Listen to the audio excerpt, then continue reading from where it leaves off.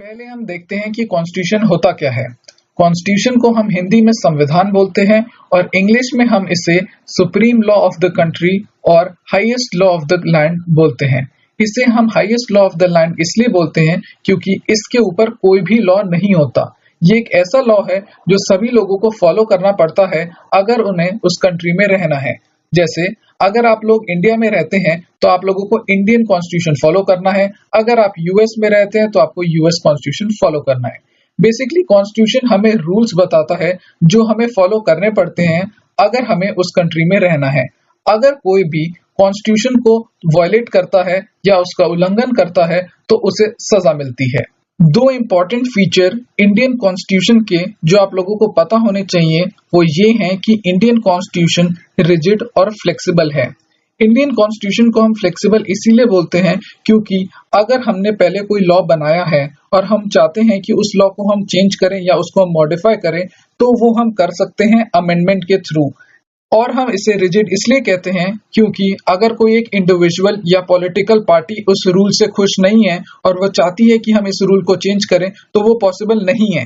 किसी भी रूल को चेंज करने के लिए आपको अमेंडमेंट करना पड़ता है और उसके लिए आपको मेजॉरिटी चाहिए होती है। इसीलिए हम इंडियन कॉन्स्टिट्यूशन को रिजिड बोलते हैं और फ्लेक्सिबल बोलते हैं। रिजिड और फ्लेक्सिबल दो इंपॉर्टेंट फीचर हैं इंडियन कॉन्स्टिट्यूशन के जो आप लोगों को पता होने चाहिए। एक और फीचर जो आप लोगों को इंडियन कॉन्स्टिट्यूशन के बारे में पता होना चाहिए वो ये है कि इंडिया का कॉन्स्टिट्यूशन वर्ल्ड का लार्जेस्ट रिटन कॉन्स्टिट्यूशन है। जितनी भी कंट्रीज जहां डेमोक्रेसी होती है उनका कॉन्स्टिट्यूशन जनरली रिटन होता है, लेकिन यूनाइटेड किंगडम एक ऐसी कंट्री है जहां पर डेमोक्रेसी तो है लेकिन उनका कॉन्स्टिट्यूशन रिटन नहीं है। तो ये एक एक्सेप्शन है और इससे पेपर में क्वेश्चन पूछा जा सकता है। तो आप याद रखिएगा यूनाइटेड किंगडम की जो कॉन्स्टिट्यूशन है वो रिटन नहीं है।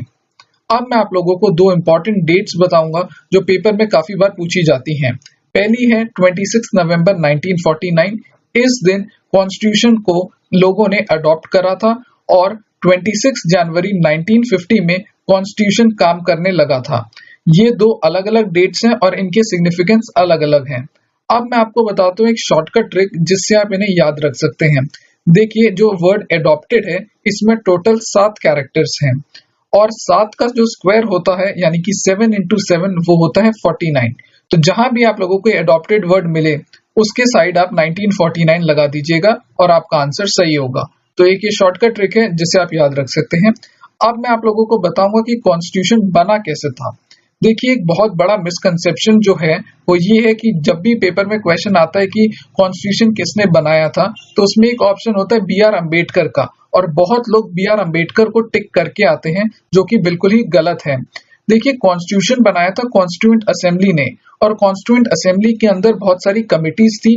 उन कमिटीज में से एक कमिटी थी ड्राफ्टिंग कमेटी और B R Ambedkar drafting committee के चेयरमैन थे और ड्राफ्टिंग कमेटी ने कॉन्स्टिट्यूशन को ड्राफ्ट करा था ना कि उसे फॉर्म करा था। तो आप ये याद रखिएगा कॉन्स्टिट्यूशन को फॉर्म करा था कॉन्स्टिट्यूएंट असेंबली ने ना कि बी आर अम्बेडकर ने। कॉन्स्टिट्यूशन को तो फॉर्म करा कॉन्स्टिट्यूएंट असेंबली ने लेकिन कॉन्स्टिट्यूएंट असेंबली बनाई कैबिनेट मिशन ऑफ 1946 ने। तो ये आप ध्यान से याद रखिए सबसे पहले आया कैबिनेट मिशन 1946 का, इसने बनाई कॉन्स्टिट्यूएंट असेंबली, फिर कॉन्स्टिट्यूएंट असेंबली ने बनाया कॉन्स्टिट्यूशन ऑफ इंडिया। नेक्स्ट जो चीज आप लोगों को पता होनी चाहिए वो ये है कि कॉन्स्टिट्यूएंट असेंबली को बनाने का आइडिया सबसे पहले किसने दिया था। तो वो थे एम एन रॉय और इन्होंने ये आइडिया दिया था 1934 में।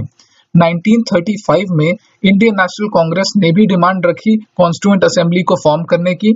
इसके बाद ब्रिटिशर्स पर काफी प्रेशर था और फाइनली 1940 में ब्रिटिशर्स ने डिमांड मान ली और कॉन्स्टिट्यूएंट असेंबली को फॉर्म करने की इजाजत दे दी। इसको हम बोलते हैं ऑगस्ट ऑफर ऑफ 1940। नेक्स्ट आया क्रिप्स मिशन 1942 का। ये तब आया जब वर्ल्ड वॉर 2 चल रही थी। इस समय ब्रिटिशर्स चाहते थे कि इंडिया उन्हें सपोर्ट करे और उसके बदले इंडिया को वो लोग डोमिनियन स्टेटस देने के लिए तैयार हो गए। लेकिन कांग्रेस और मुस्लिम लीग ने इनकी ये डिमांड रिजेक्ट करी क्योंकि वो चाहते थे कि इंडिया को पूर्ण स्वराज यानी कि कंप्लीट इंडिपेंडेंस मिले ना कि डोमिनियन स्टेटस। इसीलिए क्रिप्स मिशन को उन्होंने रिजेक्ट किया और क्रिप्स मिशन फेल हो गया। नेक्स्ट आया कैबिनेट मिशन 1946 का। इस मिशन के अंदर एक प्रोविजन पास हुआ जिसकी मदद से कॉन्स्टिट्यूएंट असेंबली बनी और बाद में कॉन्स्टिट्यूएंट असेंबली ने कॉन्स्टिट्यूशन ऑफ इंडिया को बनाया।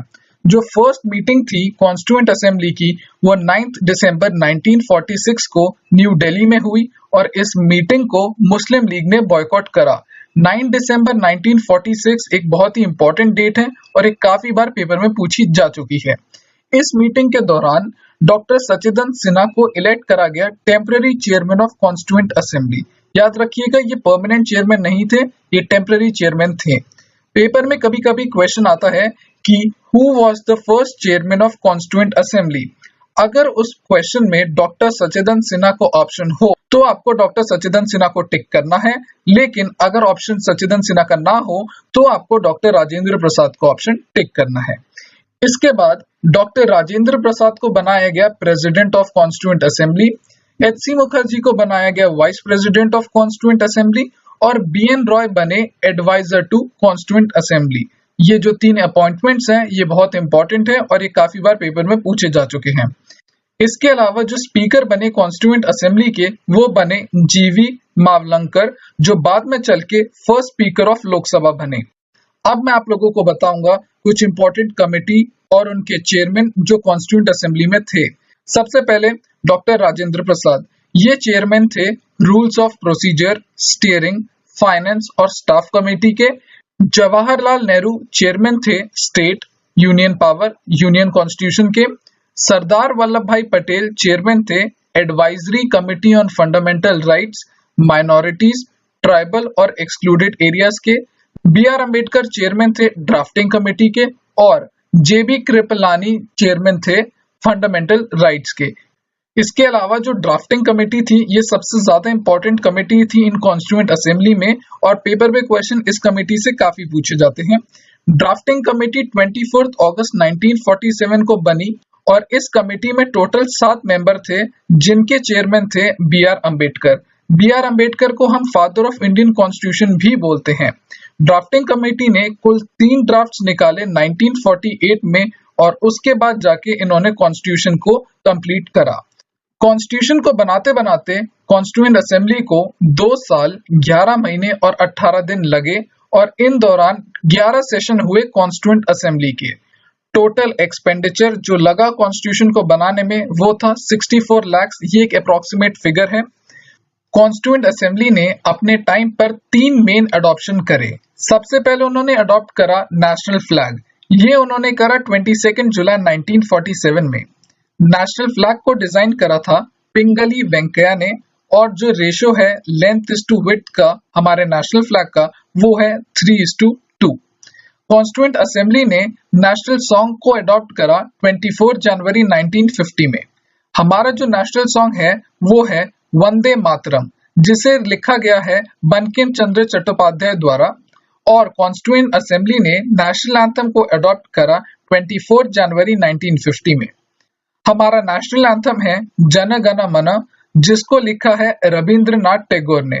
एक इम्पॉर्टेंट पॉइंट जो आप लोगों को नेशनल एंथम के बारे में पता होना चाहिए वो ये है कि हमें नेशनल एंथम को विद इन 52 सेकेंड्स ही गाना होता है। इसके अलावा जो फाइनल सेशन हुआ कॉन्स्टिट्यूएंट असेंबली का वो था 24 जनवरी 1950 को। कॉन्स्टिट्यूएंट असेंबली ने 24 जनवरी 1950 में डॉक्टर राजेंद्र प्रसाद को फर्स्ट प्रेसिडेंट ऑफ इंडिया घोषित किया। याद रखिए ये फर्स्ट प्रेसिडेंट कॉन्स्टिट्यूएंट असेंबली के नहीं, फर्स्ट प्रेसिडेंट ऑफ इंडिया के बारे में हम बात कर रहे हैं। 26 जनवरी 1950 में जब हमारा कॉन्स्टिट्यूशन फुल ऑपरेशन में आ गया, उस दिन के बाद से कॉन्स्टिट्यूएंट असेंबली का नाम बदल के हमने रख दिया पार्लियामेंट ऑफ इंडिया। तो ये थे कुछ इंपॉर्टेंट पॉइंट्स कॉन्स्टिट्यूशन के बारे में। अब मैं आप लोगों को बताऊंगा कुछ इंपॉर्टेंट डेट्स जो आप लोगों को याद रखनी है। ये डेट पेपर के पॉइंट ऑफ व्यू से बहुत ही ज्यादा इंपॉर्टेंट है और इनसे पेपर में काफी क्वेश्चन पूछे जाते हैं। तो मैं आप लोगों को सजेस्ट करूंगा कि आप इन डेट्स को अच्छे से याद कीजिए। सबसे पहली जो डेट है वो है 26 नवंबर 1949। इस दिन लोगों ने कॉन्स्टिट्यूशन को अडॉप्ट किया। 26 जनवरी 1950 में कॉन्स्टिट्यूशन फुली ऑपरेशनल हुआ। जो कैबिनेट मिशन था वो आया 1946 में, जिसने कॉन्स्टिट्यूएंट असेंबली को फॉर्म करा। 1934 में पहली बार कॉन्स्टिट्यूएंट असेंबली बनाने का आइडिया दिया गया और ये दिया आइडिया एम.एन. रॉय ने। 1935 में इंडियन नेशनल कांग्रेस ने ऑफिशियली डिमांड करी फॉर्मेशन ऑफ कॉन्स्टिट्यूएंट असेंबली के लिए। अगस्त ऑफर आया 1940 का, जिसमें ब्रिटिशर्स ने एक्सेप्ट करी कांग्रेस की ये demand. First meeting of constituent assembly जो थी वो हुई 9 दिसंबर 1946 को न्यू दिल्ली में। ड्राफ्टिंग कमेटी जो थी वो 24 अगस्त 1947 को बनी। कॉन्स्टिट्यूएंट असेंबली ने नेशनल फ्लैग अडॉप्ट करा 22 जुलाई 1947 में। कॉन्स्टिट्यूएंट असेंबली ने नेशनल सॉन्ग अडॉप्ट करा 24 जनवरी 1950 को। कॉन्स्टिट्यूएंट असेंबली ने नेशनल एंथम को अडॉप्ट करा 24 जनवरी 1950 और जो फाइनल सेशन हुआ कॉन्स्टिट्यूएंट असेंबली का वो था 24 जनवरी 1950। तो ये थे कुछ इंपॉर्टेंट डेट्स जो आपको याद रखने हैं। इसके अलावा मैं आप लोगों को एक चीज सजेस्ट करूंगा, वो ये है कि जब आप इस वीडियो को देख लें और इसे अच्छे से याद कर लें तो इसका आप एक टेस्ट दीजिए। टेस्ट का लिंक मैंने नीचे डिस्क्रिप्शन में मेंशन किया है, आप उसे वहां से ले सकते हैं।